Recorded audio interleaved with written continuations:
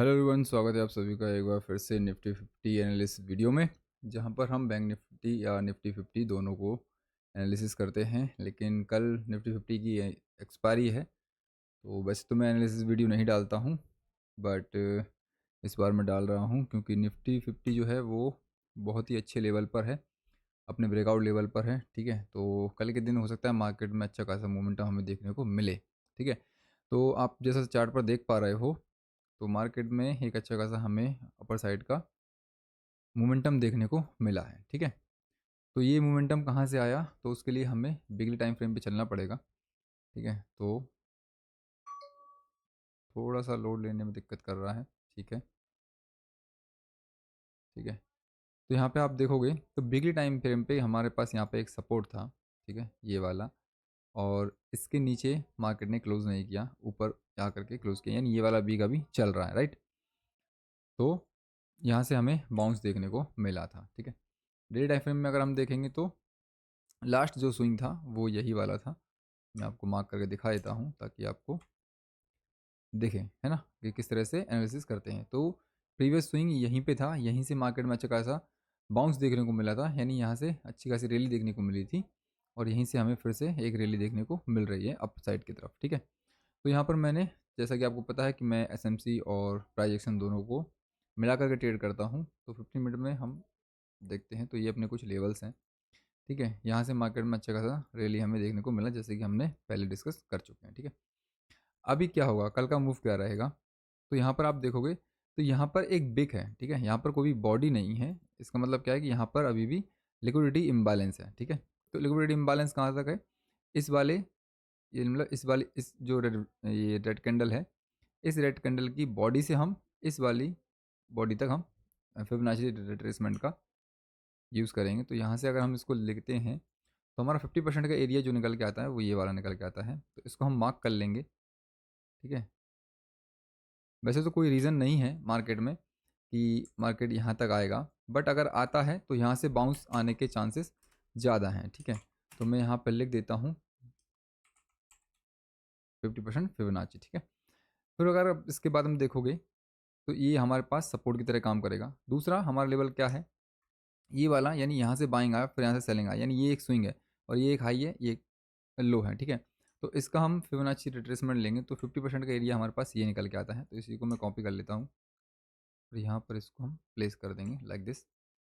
तो यहाँ पर हमें दो लेवल मिल चुके हैं सपोर्ट की तरह, ये भी सपोर्ट की तरह काम करेगा, ये भी सपोर्ट की तरह काम करेगा। ठीक है, और दूसरा क्या है कि इसके पास में ही एक एफ भी है, यानी फेयर वैल्यू गैप है। ठीक है, यहाँ से अगर हम लेंगे, क्योंकि सेलिंग यहाँ से आई है, यानी ये वाली कैंडल इसके इनसाइड है, तो यहाँ से एक छोटा सा एफ है।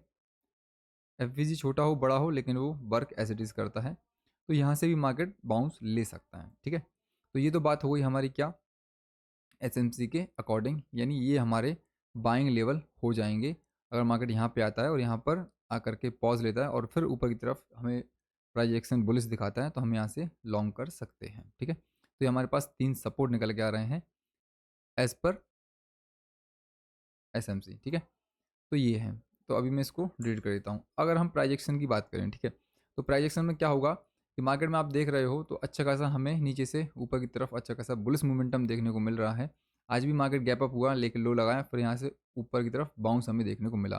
तो कल भी क्या हो सकता है मार्केट में कि मार्केट फ्लैट ओपन हो जाए या गैप अप ओपन हो जाए। ठीक है, दोनों ही केस में हम लोग क्या करेंगे, बाइंग का सेटअप आइडेंटिफाई करेंगे। क्यों, क्योंकि इसने यहाँ पर जिसने पैसा लगाया है वो अच्छे खासे प्रॉफिट में बैठा होगा, और किसी ने यहाँ पे ख़रीदा होगा वो भी अच्छे खासे प्रॉफिट में बैठा होगा। ठीक है, तो अगर हम इसको इस पूरे मूव को अगर हम, अरे, अगर हम पूरे मूव को मेज़र करें, ठीक है, तो ये कुछ लगभग 700 पॉइंट के आसपास मार्केट मूव कर चुका है। ठीक है, निफ्टी 50 हमारा 700 पॉइंट मूव कर चुका है। ठीक है, तो जाहिर सी बात है यहाँ पर जिसने बाय किया है, यहाँ पर जिसने बाय किया है वो अच्छे खासे प्रॉफिट में है, तो वो अपना स्टॉप लॉस तो यहाँ पर नहीं काटेगा। ठीक है, अपना प्रॉफिट कम करेगा मार्केट, और प्रॉफिट में बुकिंग कर सकता है वो। ठीक है, तो अपना स्टॉप लॉस तो वो देगा नहीं। ठीक है, तो मार्केट का डाउन साइड आने का कोई भी रीज़न है नहीं। ठीक है, लेकिन चॉक किया है मार्केट ने, यानी चेंज ऑफ करेक्टर किया है, तो मार्केट अब यहाँ से क्या हो गया है, बुलिश हो गया है। ठीक है,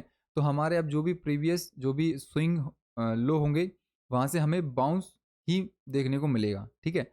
और हमें वहाँ से बुलिश ही हमें व्यू रखना है, ठीक है। जैसा कि मार्केट हमारा क्या था, अभी बेरिश था तो हम यहाँ पर शॉर्ट करके चल रहे थे। अब हमारा मार्केट जो है वो बुलिश हो चुका है, क्योंकि मार्केट ने इस वाले स्विंग के ऊपर बॉडी क्लोज की है, ठीक है। इस कैंडल की बॉडी क्लोज हुई है और यहीं पर हमें हमारा चौक भी है। तो यहाँ से हम लोग क्या कर सकते हैं, तो हमारा प्राइजेक्शन के अकॉर्डिंग हमारा ये वाला जो फर्स्ट जो लो है, यानी ये हमारा स्विंग लो है ये वाला, यहाँ से अगर मार्केट नीचे डाउन साइड आता है तो हमारा पहला टारगेट जो होगा वही हमारा ये वाला एफ होगा, ठीक है। वेट, मैं इसको थोड़ा सा बड़ा कर देता हूँ, ठीक है। तो ये हमारा क्या होगा, एफ ये हमारा फर्स्ट टारगेट होगा, ठीक है। यहाँ पर मैं लिख भी देता हूँ ताकि आपको थोड़ा सा समझ में आए, ठीक है। तो यहाँ पर हमारा फर्स्ट टारगेट ये रहेगा, सेकंड टारगेट हमारा ये रहेगा, ठीक है। और यहाँ से अगर बाउंस मिलता है तो हमारा पोजीशन काट करके हम यहाँ से फिर बुलिश यानी रिवर्सल ट्रेड प्लान करेंगे, ठीक है। तो ये हमारा हो गया शॉर्ट साइड का लेवल, ठीक है।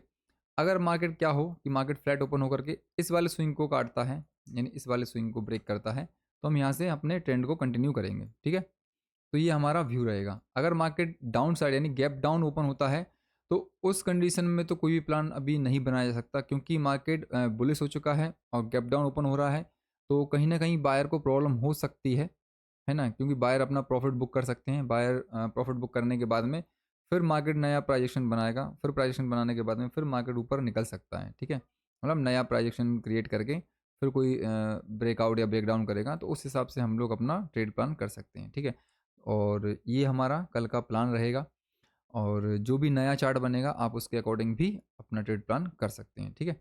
तो आई होप आपको कुछ सीखने को मिला होगा। अगर आपको कुछ सीखने को मिला है तो इस वीडियो को लाइक करो, शेयर करो, और अगर आपको ऐसी ही वीडियो चाहिए तो आप मुझे कमेंट में बता सकते हो, तो मैं आपको एनालिसिस वीडियो आपको बनाता रहूँगा, ठीक है। तो मैं मिलता हूँ आपको अगली वीडियो में, तब तक के लिए बाय, जय हिंद।